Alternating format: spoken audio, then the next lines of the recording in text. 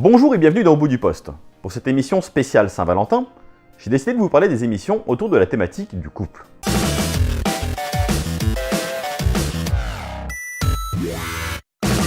Si je vous parle de télévision et de couple, il y a de fortes chances que la première émission qui me vienne à l'esprit soit Les Amours.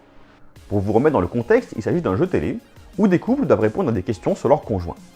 Cette émission a commencé en 1995, et était même la suite d'une émission précédente intitulée Les Mariés de la 2, qui comme son nom l'indique était diffusée sur Antenne 2. Il existe aussi des versions étrangères, comme par exemple aux États-Unis sous le nom The Newlywed Game, le jeu des jeunes mariés. Mais dans les différents pays et selon les époques, le jeu reste globalement le même, seuls les styles vestimentaires vont changer et les expressions utilisées. Mais dans ce jeu, le but est juste de trouver la même réponse que son conjoint. Il existe par contre une autre émission, colombienne et américaine, intitulée Moment of Truth.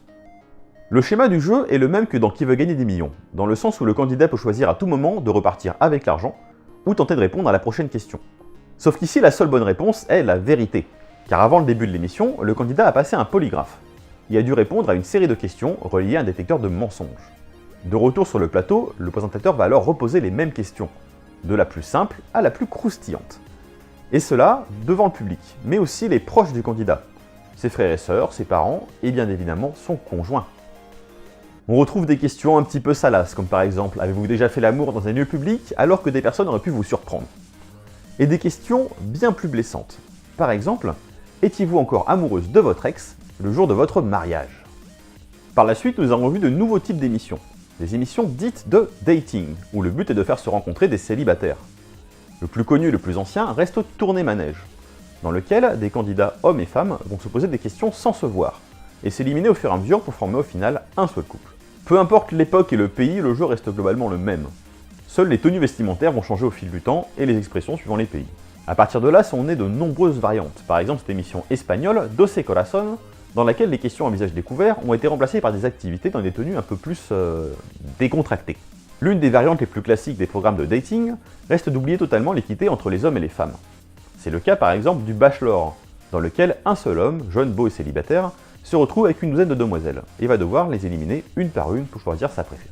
Mais cela a aussi donné des versions beaucoup moins classes. C'est le cas par exemple de Flavor of Love avec le rappeur Flavor Flav, ou encore une version bisexuelle avec A Shot with Tila Tequila.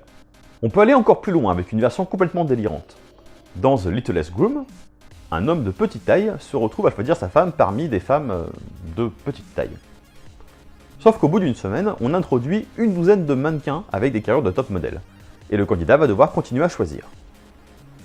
Bien évidemment, pour des raisons de polémique, seuls 2 épisodes ont pu être diffusés avant que l'émission soit retirée de l'antenne.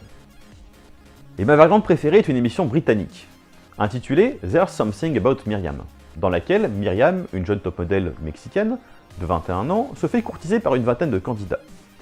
Sauf que ces garçons pensent participer à une émission qui s'appelle Find Me a Man, trouve-moi un homme, et qu'il y a un petit twist. Car en effet, avant d'être top modèle, Myriam était un homme. Quand il s'agit de trouver l'âme sœur, il y a aussi des émissions où les personnes se mêlent de ce qui ne les regarde pas. C'est le cas par exemple de Qui veut épouser mon fils ou encore Parental Control, dans lequel les parents vont aider à choisir le compagnon idéal pour leur fils ou leur fille. Mais on peut aller beaucoup plus loin aux États-Unis.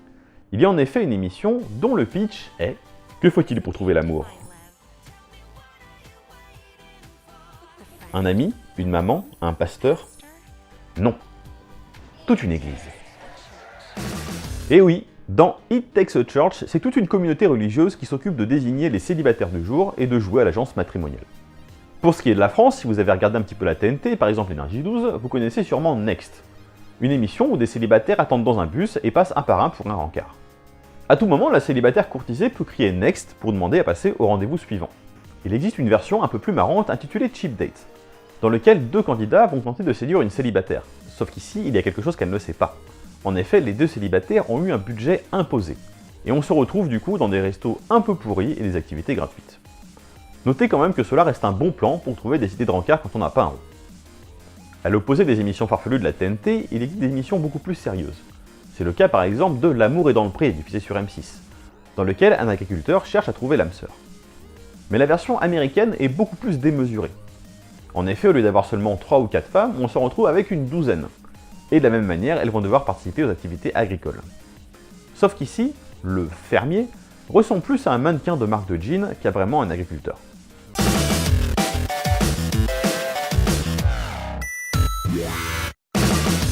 Et voilà, c'est tout pour aujourd'hui.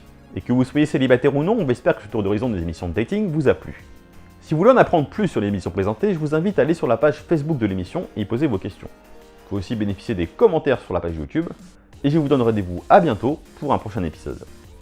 Bye.